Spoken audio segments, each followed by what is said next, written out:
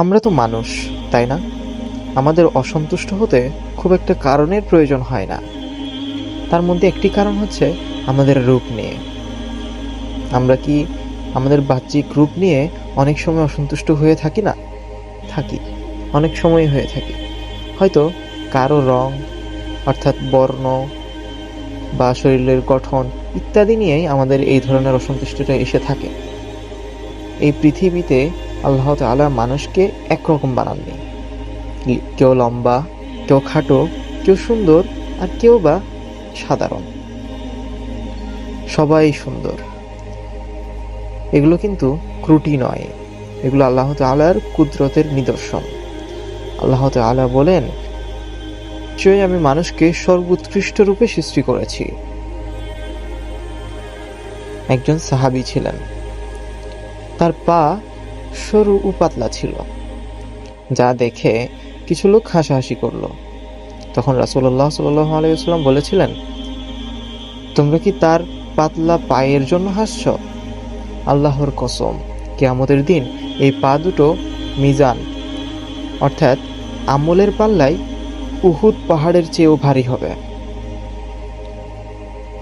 অর্থাৎ কারো বাহ্যিক চেহারা বা দেহ দেখে কাউকে যাচাই করা উচিত নয় বা হাসাহাসি করা উচিত নয়।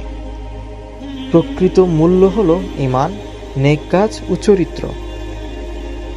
আল্লাহ তাআলা কারো চেহারা দেখেন না, আল্লাহ তাআলা দেখেন তার তাকওয়া, চরিত্র ও আমল। তাই মানুষকে তার চেহারা দেখে যাচাই করাটি জাহেলিয়াতের মধ্যেই পড়ে। কাউকে অপমান করা হারাম, নিজেকে ছোট ভাবাও শয়তানের ধোঁকা। তাই আমাদের উচিত আল্লাহ তাআলা আমাদের যেভাবে সৃষ্টি করেছেন তার প্রতি সন্তুষ্ট থাকা, নামাজ আমল সুন্দরভাবে পরিপূর্ণরূপে করতে থাকা।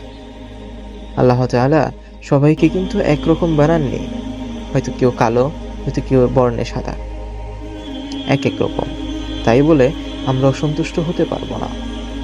আমাদের অবশ্যই আল্লাহ তাআলার প্রতি কৃতজ্ঞ থাকতে হবে। জীবনের প্রতিটি ক্ষণেই আমাদের সময়ের জন্য আল্লাহ তাআলার কাছে সন্তুষ্ট থাকতে হবে এবং আল্লাহ তাআলার দিকে মুখাপেক্ষী থাকতে হবে। কারণ আমাদের এই দুনিয়ার জীবন আমাদের জন্য সবকিছু নয়। আমাদের মূল জীবন আখিরাত, যার পরীক্ষা স্বরূপ আমরা এই দুনিয়াতে আছি। আল্লাহ তাআলা আমাদের সকলকেই সঠিক পথে পরিচালনা করুক।